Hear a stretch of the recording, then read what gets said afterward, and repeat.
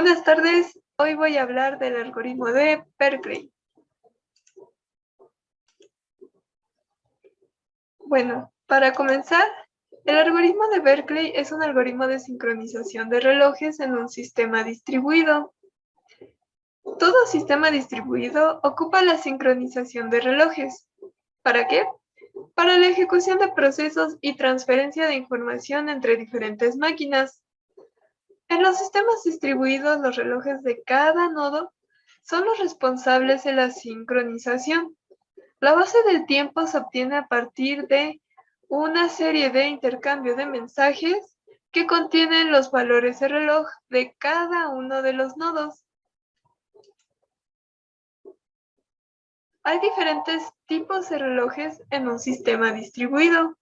Están los relojes físicos, que miden el tiempo real, y están los relojes lógicos, que dan un marco de referencia de los eventos y del orden en el que ocurren. Los relojes físicos se pueden subdividir en dos tipos, los relojes físicos externos y los relojes físicos internos. Los relojes físicos externos son aquellos que se sincronizan con una fuente de tiempo externa y fiable, mientras que los relojes físicos internos son aquellos que no se sincronizan con una fuente de tiempo externa. Hablando propiamente del algoritmo de Berkeley, este es un algoritmo de sincronización de relojes de tipo físico y de tipo interno. Este algoritmo surgió a partir de la necesidad de sincronización de relojes cuando no se tiene alguna fuente de referencia del tiempo como el UTC, que es el principal estándar de tiempo con el cual el mundo regula los relojes y el tiempo. Con este algoritmo, los relojes del entorno pueden mantenerse sincronizados sin usar este tipo de referencias, como el UTC. Este algoritmo se caracteriza por ser un algoritmo centralizado, que a su vez tiene dos tipos de nodos. Los nodos de un sistema distribuido se pueden caracterizar de dos formas. O es un nodo maestro, también conocido como servidor, o es un nodo esclavo, también conocido como cliente. Cabe mencionar también de que solo puede haber un algoritmo maestro por sistema. El algoritmo de Berkeley funciona de la siguiente manera. El maestro solicita a los esclavos su hora periódicamente para así poder obtener la diferencia promedio entre todas las horas, incluyendo su propia hora. Así el maestro envía la diferencia promedio a todos los esclavos y todos, incluyéndose a sí mismo, actualizan sus horas. Aquí tenemos una imagen que ejemplifica cómo funciona el algoritmo.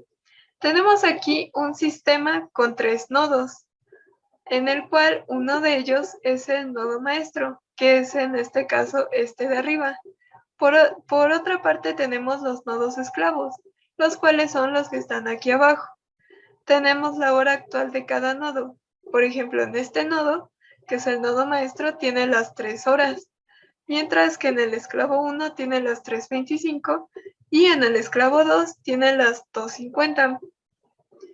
Bueno, el primer paso del algoritmo es que el nodo maestro envía su hora actual a cada uno de los nodos, incluyéndose a sí mismo. Una vez recibida esta información, cada uno de los nodos calcula su diferencia con la hora actual que él tiene. En este caso, como el nodo maestro está comparando su misma hora, la diferencia va a ser 0. Pero en los casos de los esclavos, ellos comparan la hora del maestro, que son las 3 horas, con, por ejemplo, en el nodo 1, en el esclavo 1, que tiene como hora las 3:25. Esto quiere decir que está adelantado 25 minutos, por lo que esta diferencia de más 25 la envía esta información a el nodo maestro. Por otro lado, en el esclavo 2 tenemos un atraso de -10, ya que la hora que él tiene son las 2:50 y la hora del maestro es que son las 3. Por tanto, envía un -10.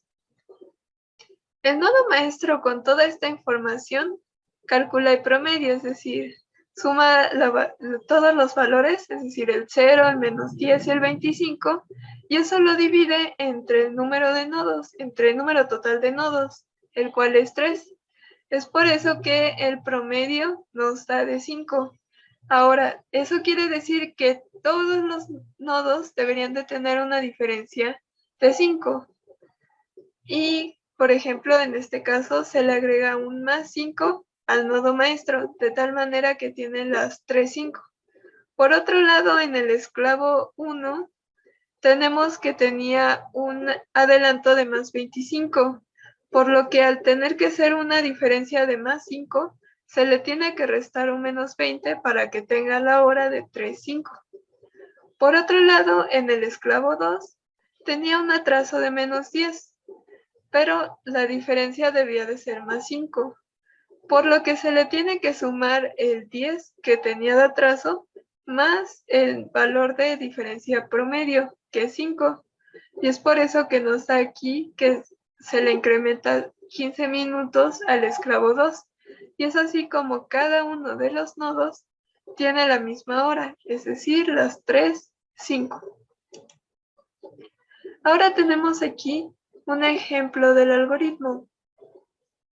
Paso 1. El coordinador solicita el tiempo de los esclavos pasando su propio tiempo, al cual denominaremos como T maestro. Paso 2. Los esclavos se vuelven la diferencia entre el tiempo del maestro, también llamado T maestro, y su tiempo, que es denominado TEM. Esa diferencia, pues la denominaremos como DTN. Ya una vez teniendo esta diferencia en el paso 3, el coordinador, es decir, el maestro, recibe todas estas diferencias de tiempo y junto con la suya, que al ser comparada su hora, pues la diferencia siempre va a ser 0, porque está comparando su hora menos su propia hora y pues la diferencia siempre será 0. Después de que ya tiene el valor de todas las diferencias de tiempo, incluyendo la suya, pasamos al paso 4. El coordinador hace un promedio de todas las diferencias de tiempo y obtiene la diferencia de tiempo promedio, la cual denominaremos como DTP. En el paso 5, finalmente, todos los nodos se sincronizan y actualizan su reloj, siguiendo la siguiente fórmula.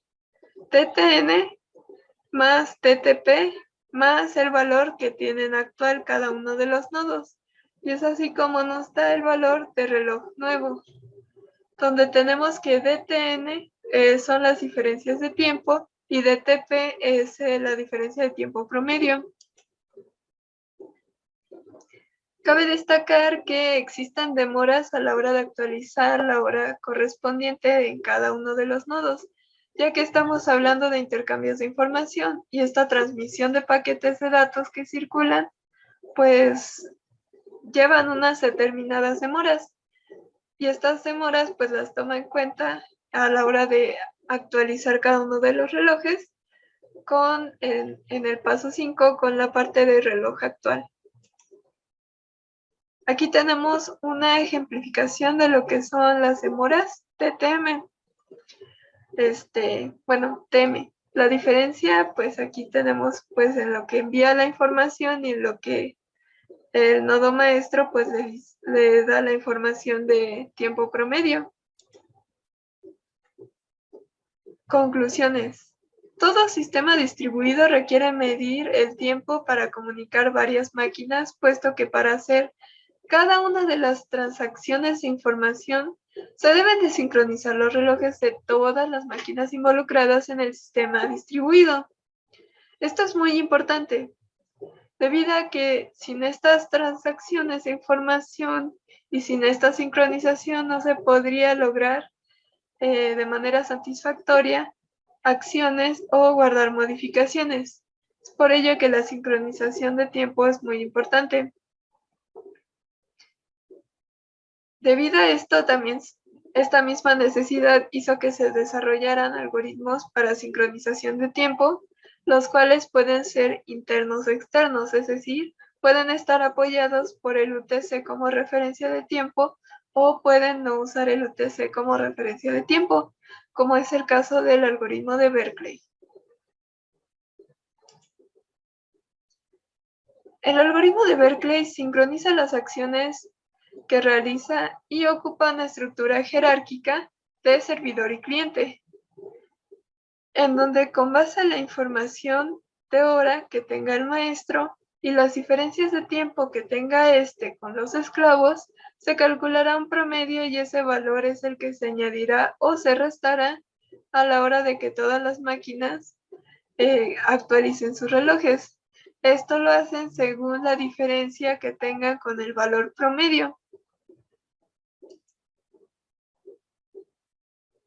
Bueno, eso sería todo por mi parte. Muchas gracias por su atención y nos vemos la siguiente.